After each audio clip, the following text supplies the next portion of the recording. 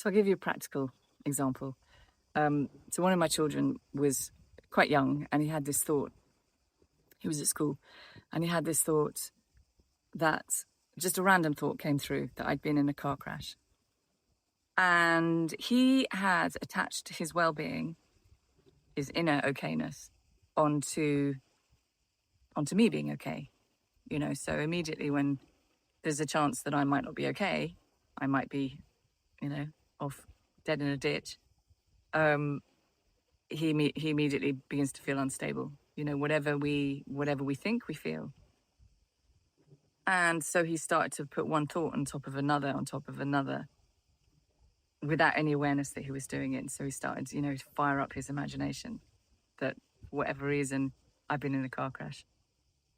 And so he starts to feel it through his body and he starts to get upset. He starts to really get upset. So he goes to the office and he says, can I ring my mum? And he's really upset. And so he rings me. And I said to him, I said, what are you doing? And he said, well, I've had this thought that, you were in a car crash and I just, wanted to ring you. And I was like, and I just kind of showed him what he was doing. I showed him how he was using his imagination. I didn't tell him to stop thinking it. I just said, look what you are doing. Look what you're thinking. Just kind of show him, and how we don't have to believe everything in our heads, because I'm here. I haven't been in a car crash. But it's so believable, when we bring it alive and we feel it, it does look real. It has to look real to us. That's our experience. And so then so he went off and I said, look, why don't you go and, play football or something? It was break. Go and bring yourself back into the moment. And then he was fine. Off he went. And the teacher got on the phone. And there's no judgment here. It's just, it's just what we do. She got on the phone and she said, oh, Kate, I'm really worried about him. He looks so upset. You couldn't see how upset he was. And we're really worried. And I said, but did you, rather than, ask him what he's feeling and all of this, I said, did you ask him what he's thinking?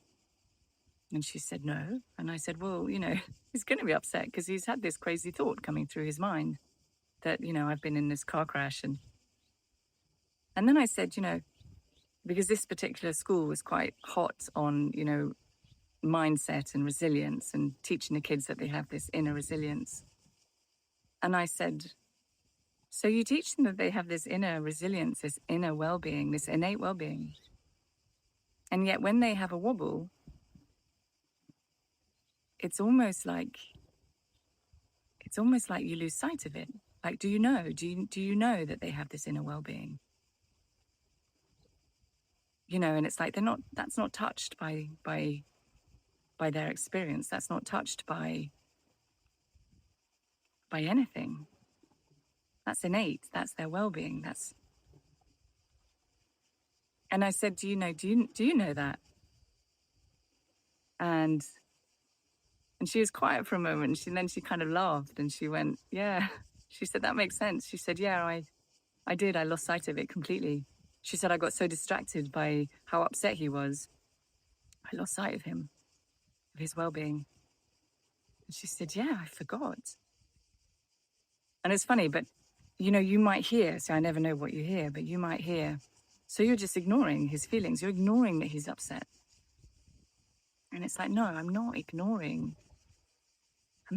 him. I'm seeing beyond, whatever it is he's bringing alive. I'm seeing beyond that and I'm connecting with him. Because then he can remember, that he can remember that he's okay beyond whatever it is he's creating in his mind. If I jump into worry, then he's going to also worry. But when I remind him, I show him, I bring him, into this awareness, then he can see what he's doing. And in that space, there's always fresh thinking. It's like, we go round and round in this sort of stagnant pool of our, habitual thoughts, and we kind of get lost in them. And then someone brings you into this space of presence and everything here is fresh. And we see something and we're like, oh, okay, that's what I'm doing. you feel different, you feel better. Because you're connecting with something that is constant, that never leaves you, whatever you're feeling. I remember talking to a teenager. Actually, she wasn't. She was a bit older. She was probably about 20. And she had been diagnosed with a borderline personality disorder. And I was talking to her beyond this disorder. I was talking to her. And I asked her, what are you thinking? And she said, I'm thinking that I'm not lovable.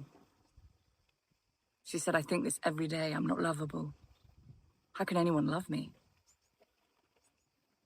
Now, it wasn't my place to tell her, that whether she's lovable or not, it wasn't my place to kind of argue with her thoughts, because she wouldn't have believed me. When we grasp onto a belief or a thought or something we bring alive, someone else doesn't need to fight with that, because we've found all the evidence as to why it's true. We're not going to let go of it. And so I said to her, instead of saying, well, that's not true, or I just said, what would life look like if you weren't bringing that thought alive?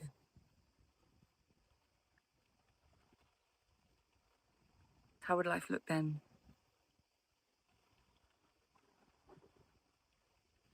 Because I'm not asking her to do anything or change anything. I'm asking her to get curious, to become aware of the thought that she brings alive every day of her life. I'm not lovable. How would life look if you weren't bringing that thought alive every day?